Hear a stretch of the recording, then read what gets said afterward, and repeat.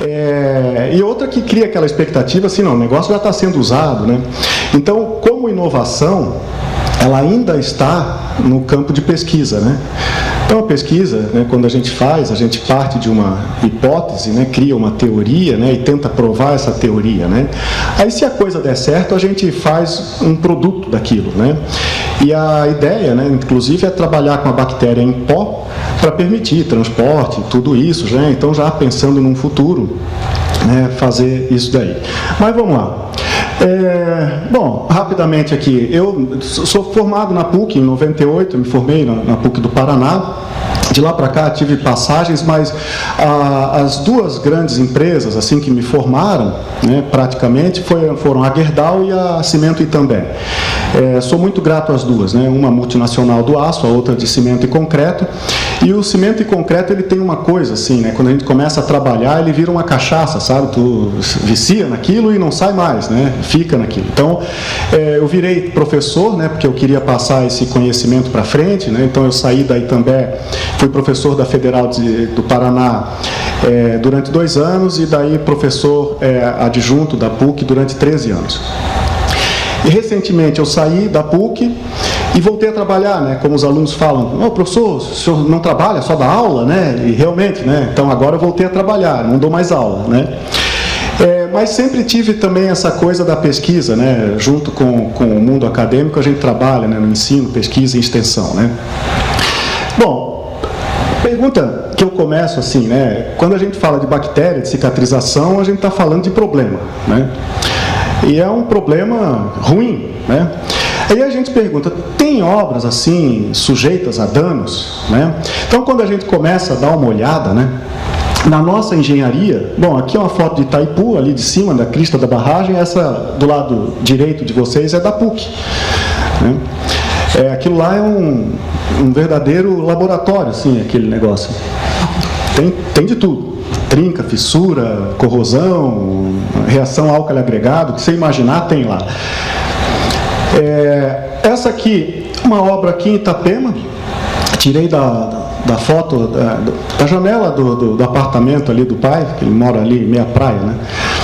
E essa de cima ali é Museu do Olho.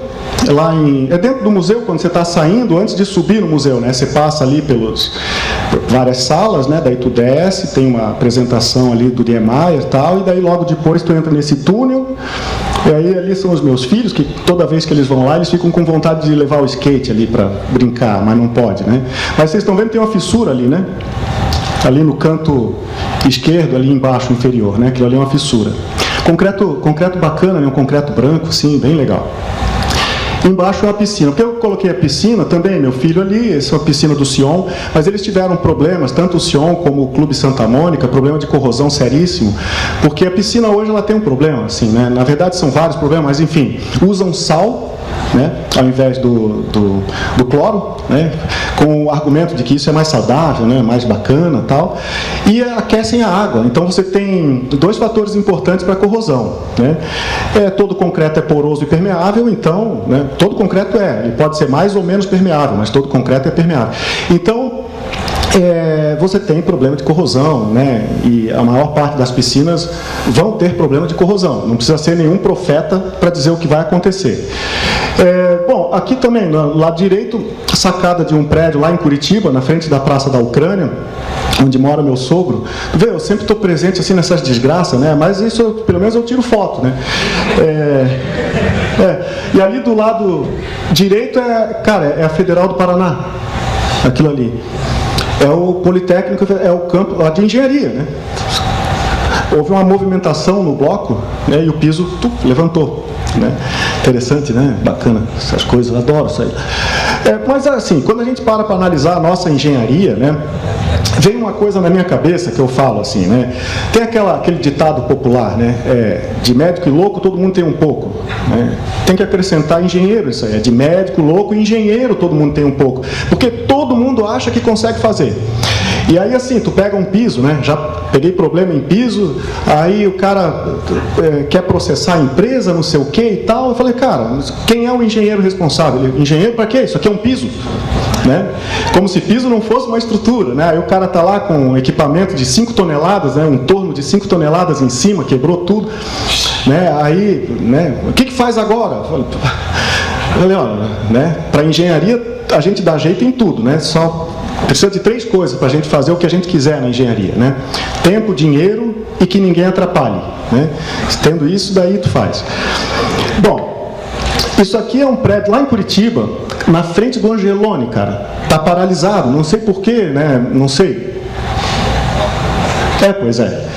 Para quem sabe um pouquinho de engenharia, tu vê, o cara passou um cano bem no meio da viga, bicho. Porra, no pior momento fletor que tem, né? Enfim, não tinha outro lugar, né, cara, para passar ali, né? Sei lá, esgoto ainda? Meu Deus, que merda, né? Isso aqui eu recebi, mas às vezes vocês receberam pelo WhatsApp, eu não sei onde mas parece brincadeira, né? Tu olha um negócio desse, né? Realmente, a engenharia dá solução para tudo, né? Enfim, aqui o Museu do Olho também, ali tem uma trinca, né? Aquilo ali, ó, na verdade é uma junta de construção, né? Mas é uma trinca grande. Aquele ali é o edifício Alencar Castelo Branco, né? Porque o Museu do Olho ele tem esse edifício atrás, um dos maiores vãos, né? Que eu já vi. Inclusive o prédio todo ele é colocado sobre os pilares, né? Você tem carrinholas, né? Eles correm um trilho para dilatação, né? É bem bacana. Eu tirei foto disso aí, é maravilhoso, maravilhoso. Eu achei interessante essa placa, né? Como é que tu vai parar? Pode parar. Mas enfim, praticamente todas as obras estão sujeitas a problema, né? Esses problemas, quem estuda aí durabilidade, patologia, sabe que podem ser congênitas, ou seja, já nasce com o problema, né? Normalmente vem de projeto errado, né? Então, enfim, né?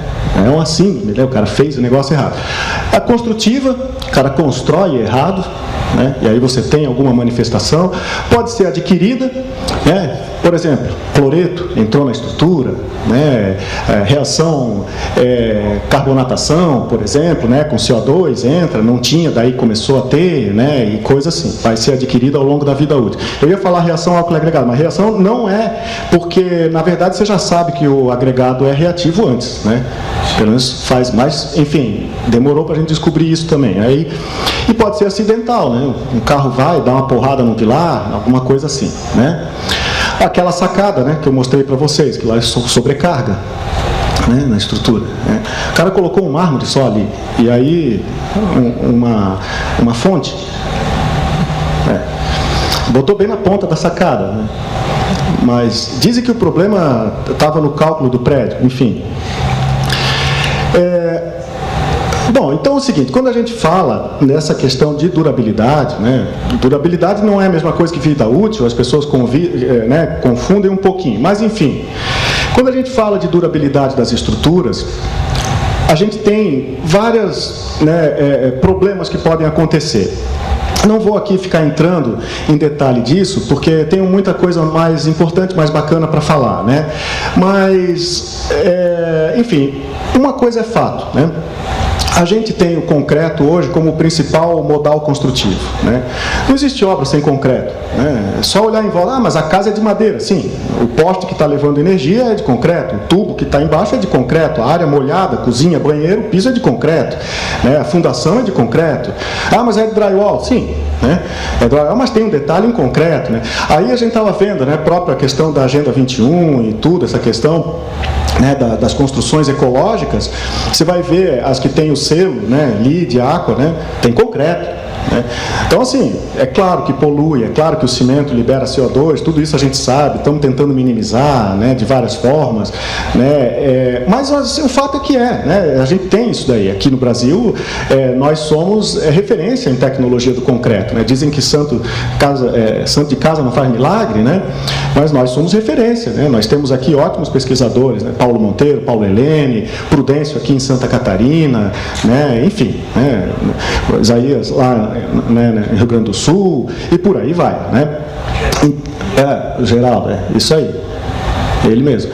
Então, Enfim, o fato é que a gente tem a maior parte de obra em concreto, a maior parte das obras, né, as cidades grandes estão perto do litoral, que é onde você tem maior probabilidade de você ter cloreto e corrosão de armadura.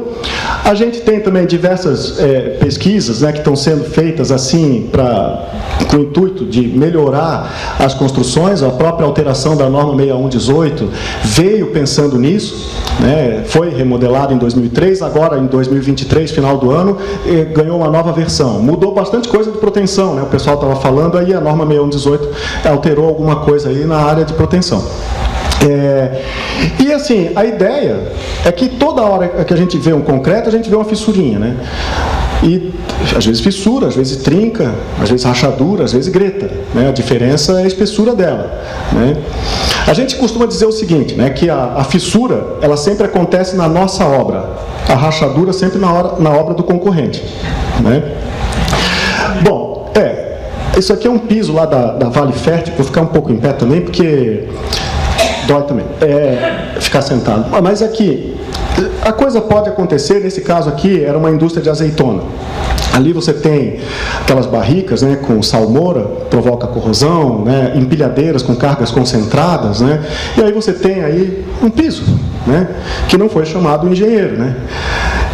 Enfim, esse piso já foi consertado, né? Mas a gente tem várias atividades, tem atividade física, química, intemperismo, ações biológicas, inclusive algumas bactérias deterioram também o concreto, tá? E a gente tem feito diversas ações. Então, melhoramento do próprio aço, né, utilizando aço galvanizado, proteções, epóxi, aço pátinas, encagens, né, aço patinável, etc. Esse aqui é um edifício bacana. Fica lá em Curitiba. Ele, assim, é um edifício pequeno, mas eu acho ele lindo na proposta, né? É feito por um calculista famoso, né? Que calculou metade das pontes lá do Paraná, né? E, enfim, né? O cara fez um edifício assim de aço. Esse aço é um aço patinável, né? Então ele cria uma camada corrosiva para evitar com que haja uma corrosão mais severa, né? Então essa camada corrosiva, ela protege, na verdade, o aço de uma corrosão por pontos, né? Por pit, que é a pior, né? A gente tem feito barreiras de proteção, então impermeabilizantes, silicones, né, resinas, né, que a gente aplica. Isso aqui é um silo da Cimento Itambé. Então ele estava ali com eflorescência. Quando tem eflorescência é porque está saindo carbonato de cálcio. Se está saindo carbonato de cálcio é porque está entrando água. Se está entrando água é porque é poroso, então tem que impermeabilizar para evitar o problema, né? Isso aí que foi feito. A gente tem avanços no cálculo estrutural, não só modelos matemáticos, mas hoje, né, avançou bastante, né, com os elementos finitos, então a gente consegue ter uma visão dos esforços mais completas, né? Tanto que hoje estão fazendo, por exemplo, prédios com paredes de concreto, colocando uma tela no meio, por retração. Enfim, eu fico meio com medo disso, né? Mas dizem que funciona, né? Por modelo matemático, né? Enfim. A gente tem aditivos e adições que colaboram com a durabilidade, etc. Né? Então, essas adições tem várias, né? Aqui foram feitas várias pesquisas com pó de ostra e marisco, né? Que é um subproduto aí das fazendas, e um material inerte, praticamente carbonato de cálcio, né? É cal, né? Mas tem várias, né? E outras, essas são as que são normalizadas, mas tem várias outras, metacaulin e por aí vai, né? Aqui tem bastante pesquisa também, Tuporanga, com cinza de casca de arroz, né? Nossa, meu Deus do céu, né? Cada congresso que a gente vai, todo mundo falando de cinza de casca de arroz, né? Meu Deus. Coitado, lembrei do Fluminense, né? Que pó de arroz, né? Tal. Vai faltar pó para os caras lá, vão usar tudo, coisa não vai ter. Bom, a gente tem aqui tecnologia em equipamentos auxiliares, então desde bombas, caminhões, né, enfim, né, formas deslizantes, extrusoras, né, que isso promove uma vibração, deixa o concreto mais compacto, menos poroso, né. A gente tem ações normativas, então as mudanças da norma, que está sempre trabalhando para atualizar. O nosso setor é um dos que mais tem atualização, né, o setor da construção civil. A minha esposa, ela é engenheira de alimentos, né. Engenheira de alimentos. Ela trabalha na Mondelez, né, que fabrica Lacta, sonho de valsa, né, Toblerone, né. Eu não sei como é que eu ainda estou magro, mas enfim, porque isso aí lá em casa não falta, né. Mas a gente estava conversando outro dia, né. Eu queria saber, eu sempre brinco com ela, né, como é que foi passar em bolo 1, bolo 2, né. Ela fica meio indignada. Mas ela estava falando que as normas no setor dela não funcionam, né? Assim, o conselho não age, né? E tal. E a gente está sempre, né, progredindo, né? Norma de acessibilidade, norma de desempenho, né, e etc. E a gente tem os melhoramentos do próprio concreto, né? Daí vários materiais. Destaco aqui a nanosílica, cristalizante, nanotubo de carbono. O Kifuri falou, né, a questão do nanotubo de carbono, ela falou do nanorracha, nanopartícula, né? Assim, quando a gente fala de nano, é uma partícula que é 1 bilionésimo de metro, né? Então, o meu mestrado eu fiz sobre, esse é o corpo de prova do meu mestrado, trabalhei com nanotubo de carbono. O nanotubo de carbono que eu trabalhei, ele tinha em torno de 1.600 nanos. Pra você ter ideia, o fio de cabelo, o diâmetro do fio de cabelo é 30.000 nanos. Então era um material assim, que eu devo estar infestado desse negócio, né? Porque não tem nem máscara para isso aí, né? Passa, né? Passa mesmo, né? Eu espero que dê boa, né? Enfim, que a gente teve, né? A Cury, né? Que a primeira mulher que trabalhou com radioatividade, né? E morreu por causa disso, né? Inclusive, eu acho que ela aparece naquele Oppenheimer, né? Naquele filme, aparece ela lá, né? Coisa. Né? Enfim. E, finalmente, as bactérias, né? Tá bom, as bactérias, os micro-organismos, né? Porque quando a gente fala de bactéria, é um tipo de micro-organismo. Então, existem vários, tá? Esses bichinhos, eles estão aqui na Terra há muito mais tempo que a gente. E eles têm em muito maior número do que a gente. E algumas nem foram descobertas ainda, né? Então, a gente tem muito ainda para entender sobre esse mundo. Esse negócio já é utilizado para várias coisas, mas eu destaco aqui a última, né, que é a cerveja. A cerveja, levedura, né? O resto não importa, mas enfim, né? Não, mas tem ali para tratamento de esgoto, né? Tem vários micro-organismos que são utilizados, né, na agricultura, né, para fermentação, para fazer ração, tal. Mas a cerveja ninguém ganha, né? Enfim, e a gente tem vários de viver e você precisa de uma faixa de temperatura, né? Normalmente as bactérias são procriadas numa temperatura, aquela temperatura gostosa, assim, né, de 22 a 26 graus, mais ou menos, tá? Claro que se ficar ali no 25, ela tem um desenvolvimento melhor, tá? Quanto mais baixo e quanto mais alta a temperatura, ela vai perdendo, né, o crescimento dela. Crescimento de colônia, né, que eu estou falando, multiplicação celular, né? Bom, esse negócio aqui, aí na hora que o cara passar, vai um monte. Acho que eu estava apertando errado. Aqui, ó. Então, assim, a estrutura para trabalhar, eu sou um cara que veio do cimento, do concreto, né? Então a gente está acostumado com aquele laboratório, né? Que tem areia, que tem brita, né? Cara, para trabalhar com esse negócio, você precisa de um laboratório asséptico, cara. Você precisa de uma, assim, né? Sabe, a temperatura ambiente, a umidade, luz ultravioleta, alquinho na mão, toda hora. Eu contar a minha experiência, eu perdi 3 vezes as cepas que eu estou trabalhando, né? Primeira vez foi assim, aconteceu o negócio da Covid, bloquearam a entrada no laboratório, os caras pegaram e desligaram a luz do bloco. Pô, o negócio estava numa geladeira, né? Então, quando eu voltei, você não imagina o que tinha acontecido. A geladeira inteira teve que ser jogada fora, né? Porque mofou tudo, a geladeira inteira, né? Aí depois as outras 2 foram assim, contaminação pelos alunos, sabe? O cara abre a estufa, daí coloca a bactéria dele, contamina a minha e aí perde tudo, né? E embolora tudo, tal, e você tem que fazer tudo de novo. E assim, o fazer tudo de novo não é rápido, é 1 mês, sabe? Para você passar de uma placa para outra, salvar a bactéria, analisar a placa de Gram, fazer tudo que tem que fazer. Enfim, então você precisa de uma série de equipamentos que nós, engenheiros, arquitetos, técnicos, tecnólogos, não estamos acostumados. A gente está acostumado com aquele óleo de forma no chão, com a areia, pegar o concreto, né? A gente mal usa luva, a gente não usa máscara. Para trabalhar nisso aí, tu tem que usar, né? Uma coisa assim, tem um protocolo de segurança, tem que usar avental fechado, cheio de frescura, né? Uma coisa assim que a gente entra de botina no negócio, lá não pode entrar de botina suja, né? Tem que ser tudo limpinho.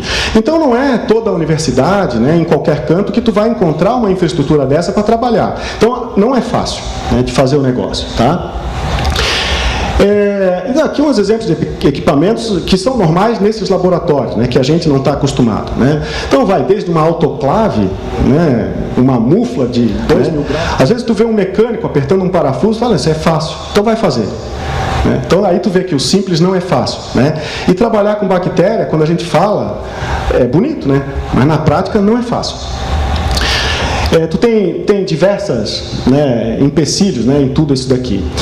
Bom, como é que a gente fez? A primeira etapa foi a gente buscar artigos, né, científicos sobre o assunto. Então o pai da história foi o Jonkers, começou com esse negócio lá na Holanda, gravou uns filmes, fez uns filmes e todo mundo se maravilhou e o negócio se multiplicou igual bactéria mesmo, né? O mundo inteiro fazendo artigo, a China, os Estados Unidos, campeões, né, de publicações nisso daí. E a gente descobriu que existiam certas bactérias que eram comuns nesses estudos, né? E começamos então a buscar essas bactérias e vimos que essas bactérias, elas tinham um mecanismo de ação que era essa urease, né? Um processo ureolítico. Então as bactérias que depositam carbonato de cálcio são ureolíticas. Porque qual é a história dessa cicatrização? Tá? A cicatrização é o seguinte, tu vai colocar esse bichinho dentro do concreto, ele vai ficar lá inerte, esporulado. Só que ele tem que ter comida junto. Né? Aí quando abre a fissura, vai entrar água. Entrou água, dissolve a comida, ativa a bactéria em certa temperatura e ela começa a produzir o carbonato de cálcio e começa a selar as fissuras. Para ela produzir o carbonato de cálcio, ela tem que ser ureolítica. Então isso foi uma das coisas que, para você descobrir isso, foi praticamente 6 meses de trabalho, né? Buscando artigo, lendo, e assim, não tem nenhum artigo em português, né? Então, enfim, a gente pena, sabe aquelas coisas assim, libra por polegada quadrada? Aí tu fala, porra, libra por polegada quadrada, né? Tipo, quem é que trabalha com isso, né, cara? Então, aí tu tem que fazer transformação, entender o artigo, né? E, enfim, não é fácil.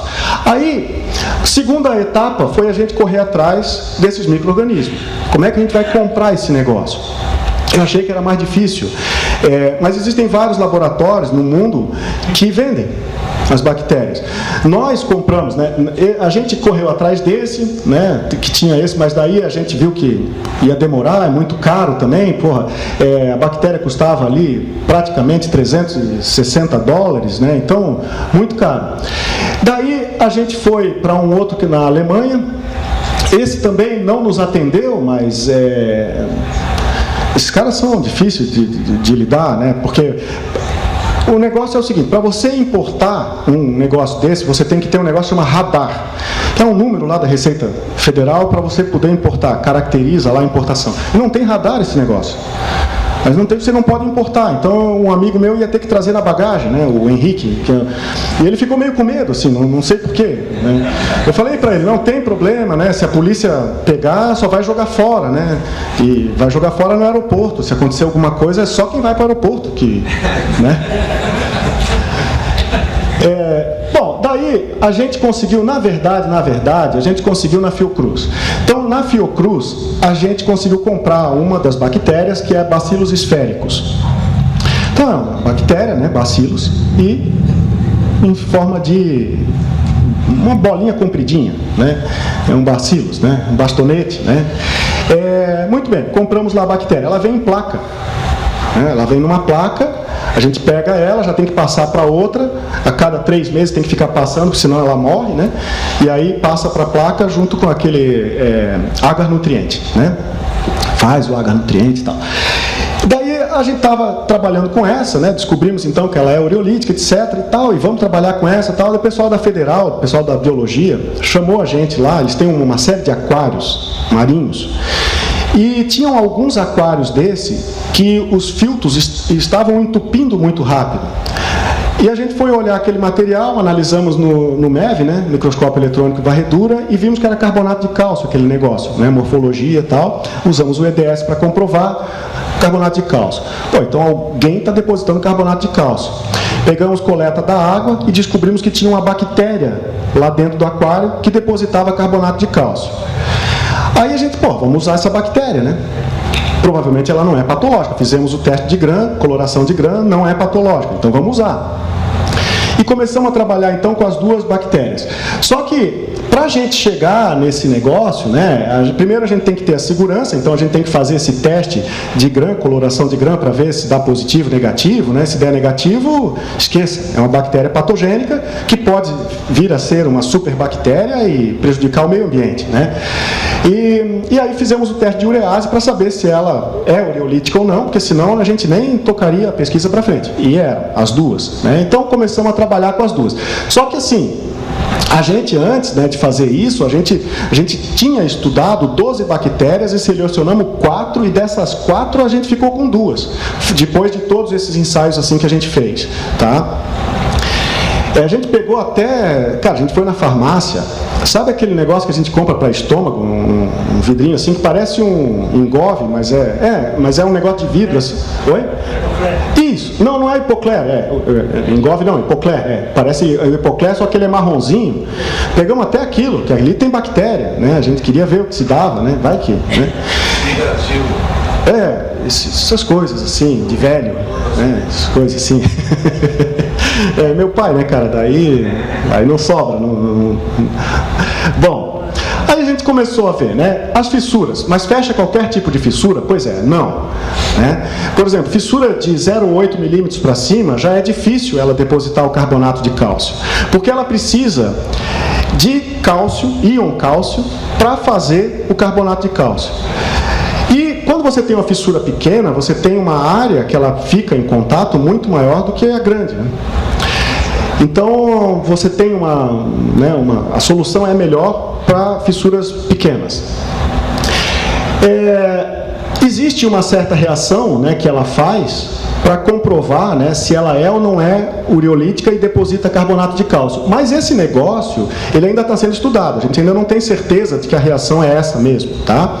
Existem propostas de modelos de reação de bactéria para... Olha, ela faz isso e deposita isso. A gente sabe, mas como que ela faz é que é o problema. A gente não tem certeza absoluta. Existe vários tipos de cicatrização do concreto. A melhor que todo mundo quer que aconteça é a autógena. O que é isso? Bom, no cimento basicamente ele é feito de sílica, alumínio, cálcio e ferro. A maior parte é cálcio, né? O cálcio que está presente no calcário, vou tirar porque está quente pra caramba, é presente no calcário, uma parte dele não se combina quando a gente faz o cimento. Não se combina com a sílica, com o alumínio e com o ferro. E fica lá uma parcela que a gente chama de cal livre. Então, não é que a gente coloca cal no cimento, é cal que tem lá dentro mesmo, né? Óxido de cálcio. Essa cal, quando a gente faz o concreto, com o passar do tempo, ela reage com o CO2, né? Então, CaO mais CO2 forma CaCO3, CaCO3, né? Que é o carbonato de cálcio. Então, quando isso acontece normalmente em cimentos ARI, cimento CP2F, que você tem uma quantidade maior de clinker. E aí você tem o próprio cimento agindo a favor dele, né? Mas isso demora para acontecer, tá? Demora anos para acontecer. Bom, a gente tem também a autocicatrização, né, autônoma, que é você colocar coisa dentro do concreto para que ele cicatrize. Então ele ganha uma autonomia para fazer isso, mas não é nato dele, tá? Teve um outro pesquisador que falou assim, não, tem que ser assim, ó, tem que ser natural, química e biológica, porque hoje a gente tem as coisas, né? O natural seria, né, aquela que a gente quer, né, a autógena, né? A química, a gente tem, por exemplo, resinas que a gente pode colocar encapsuladas, quando quebra a resina, abre a fissura, quebra a resina, ela se espalha, tampa o concreto, né? A gente tem silicatos, por exemplo, né, metacaulin, silicativa, que fazem isso também. Você coloca no concreto para fazer também, né? E aí a biológica, que é a recente, né? Essa biológica, então, ela faz parte, né, do que a gente chama... Aqui estão as reações, vou passar para frente, depois eu posso disponibilizar para vocês aí, tá? Mas essa biológica, ela faz parte do que a gente chama de biomimética, que é uma parte, né, da ciência dos materiais que estuda, né, a natureza e os materiais, né, o contato dos materiais.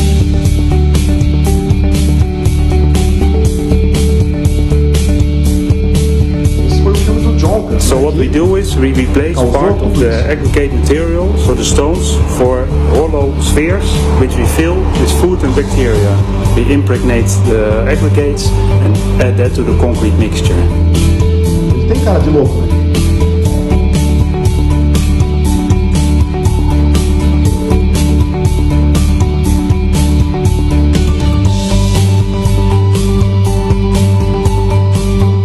see an example of a piece of cracked concrete. You can see the crack and even the big hole. Here you can see that the bacteria have closed the crack and even the big hole completely filled with calcium carbonate. Não sei se vocês estão vendo, ele usou ali a argila expandida, né, para encapsular a bactéria. E daí ele colocava a bactéria, o meio nutriente, fazia a argila expandida absorver e usava essa argila expandida no concreto. Essas bolinhas ali. Só que isso tem, né, assim, tem o ônus e tem o bônus, né? Então, assim, o ônus disso daí é que o concreto perde resistência, porque o concreto, né, a resistência dele está intimamente relacionada à densidade, né? Cada material leve que você coloca, material fiável que você coloca dentro do concreto, vai perder a resistência. E a gente não está nessa onda, a gente quer aumentar a resistência para diminuir, né, a quantidade de formas, para diminuir a quantidade de concreto, né, para ter mais segurança, mais durabilidade, né? Bom, então a gente começou a desenvolver a pesquisa. A primeira pesquisa começou a ser feita, né, em 2019, eu e o Isaac. O Isaac, eu já tinha feito meu mestrado, já era professor da PUC. E o Isaac, eu já estava trabalhando com isso, né, já tinha passado no doutorado. E aí ele começou, então, a gente começou a trabalhar junto, ele no mestrado e eu no doutorado, fazendo essa pesquisa. O que ele chegou a, ele pegou então 12 micro-organismos, né, e dominou a técnica de microbiologia, né, a gente tem que aprender a trabalhar com isso, o engenheiro não está acostumado a trabalhar com isso, é difícil, né, e a gente queria aplicar esse negócio no concreto, mas não conseguimos. Mas a pesquisa dele, ele conseguiu concluir, olha, essas bactérias têm certo crescimento em tal temperatura, em tal pH, e depositam ou não depositam carbonato de cálcio. E para depositar o carbonato de cálcio, o melhor meio foi hidróxido de cálcio e lactato de cálcio. Beleza.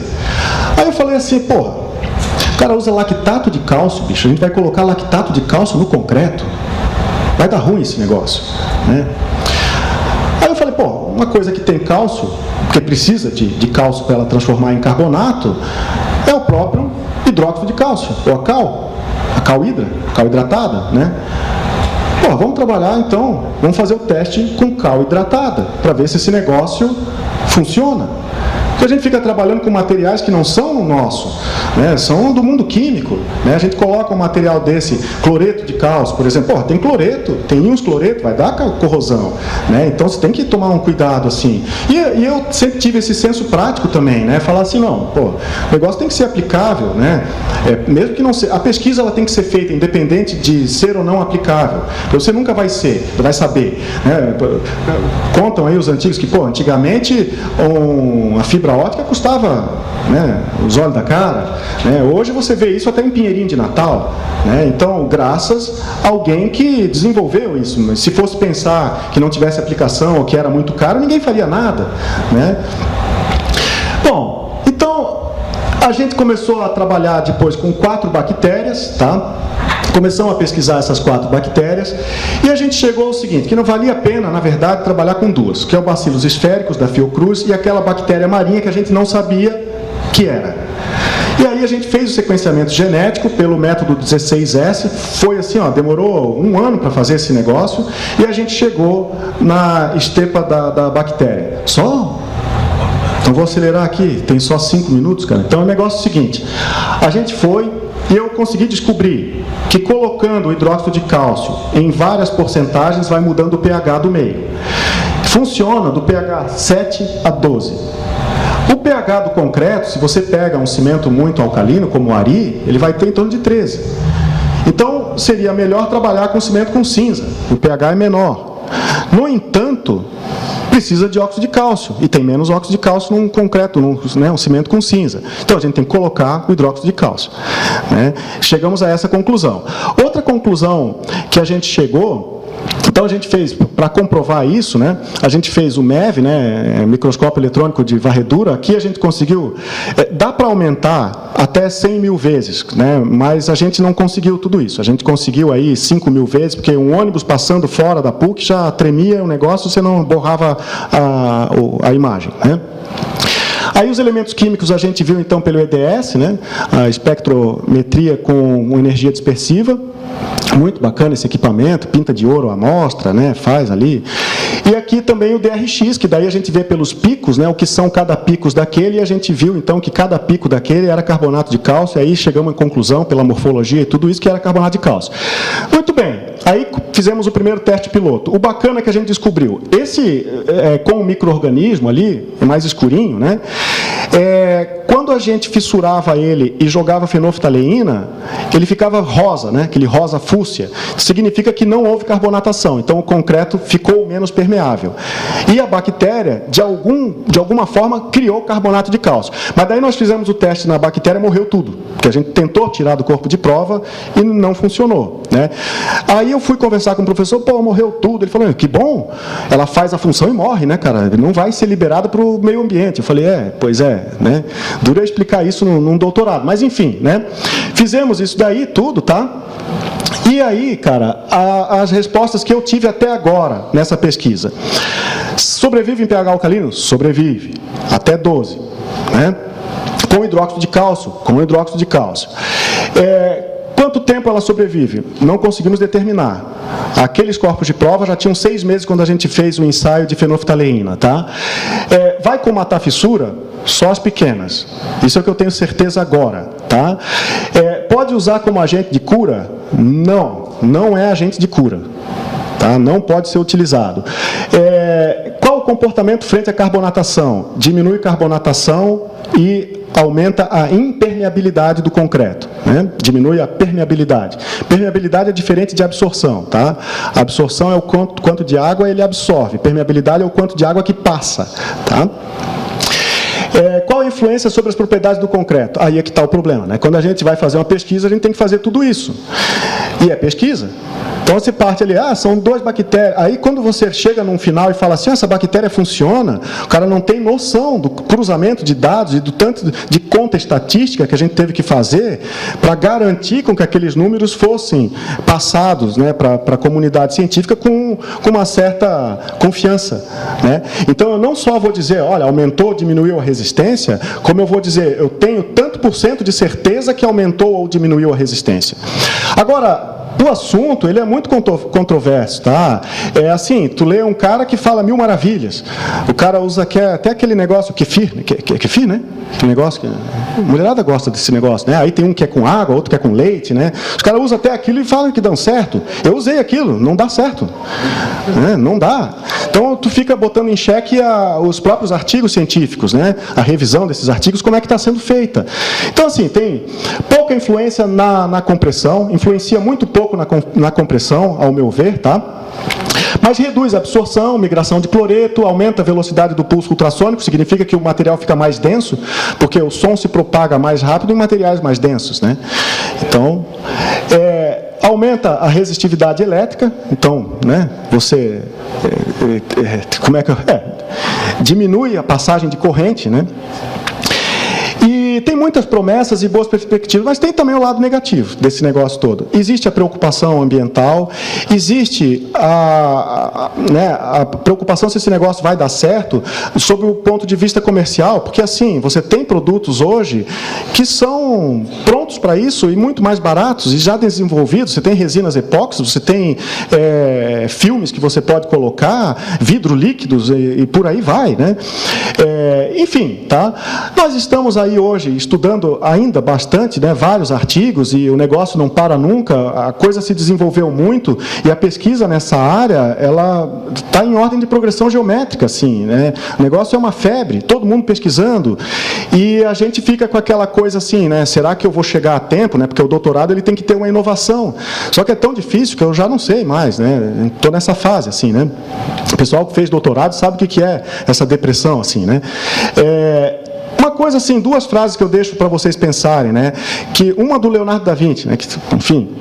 Que fala, né, que a natureza é o melhor engenheiro. Eu achei interessante porque realmente a gente tenta copiar a natureza, né? Em várias estruturas, né? Em várias coisas a gente faz parecido. E aí uma outra, né, que foi o Theodor von Karman. Esse cara ele foi um físico, engenheiro, e ele que foi o precursor do voo ultrassônico. Ele que começou a trabalhar com foguete, que permitiu com que a NASA pudesse lançar foguetes. Isso lá em 1945 ainda, né? Antes ali um pouquinho até. E ele fala o seguinte: a ciência descobre o que existe, e nós, engenheiros, arquitetos, técnicos, tecnólogos, nós colocamos isso em prática, né? Nós pegamos a ciência e criamos, a partir da ciência, aquilo que não existia, né? E eu achei muito interessante, porque, na verdade, quando a gente fala de engenharia, a gente está falando de engenhar, né? A gente está falando em colocar nossa capacidade inventiva, criativa, em bem da sociedade, né? E tem muita coisa para ser criada, né? A gente acha que a engenharia é uma coisa tradicional, não é. Você pode inovar um processo simples, armar um aço na obra, você pode fazer diferente, com muito mais rapidez. É só pensar, mas para isso tem que engenhar. E aí existem engenheiros e engenheiros, né? Então, enfim, isso aqui é só uma brincadeira, né? Vai saber o que o futuro nos reserva, né? Eu tentei fazer uma brincadeira ali, como se fossem as bactérias tampando a janela, né? Enfim, fica nessa expectativa assim, né? Uma piada meio sem graça, mas vai que, né? Tá? Bom, gente, eu queria agradecer então todos vocês, tá, pela presença e por escutar, enfim, né, uma pesquisa que assim é meio enfadonha, né, é difícil escutar, mas então agradeço todos os parceiros até agora que trabalharam, em especial, né, o Tony e o Kita, né, que são aí os principais patrocinadores, né, desse evento, né, a área e o CREA, certo? Me coloco à disposição de vocês depois para trocar uma ideia, trocar contato, né, fico à disposição para passar, porque a minha ideia é de difundir isso daí, né? Eu, como ciência, eu gosto que a coisa seja colocada assim ao bem da sociedade, tá? Muito obrigado pela atenção, obrigado pela oportunidade, tá bom? Valeu.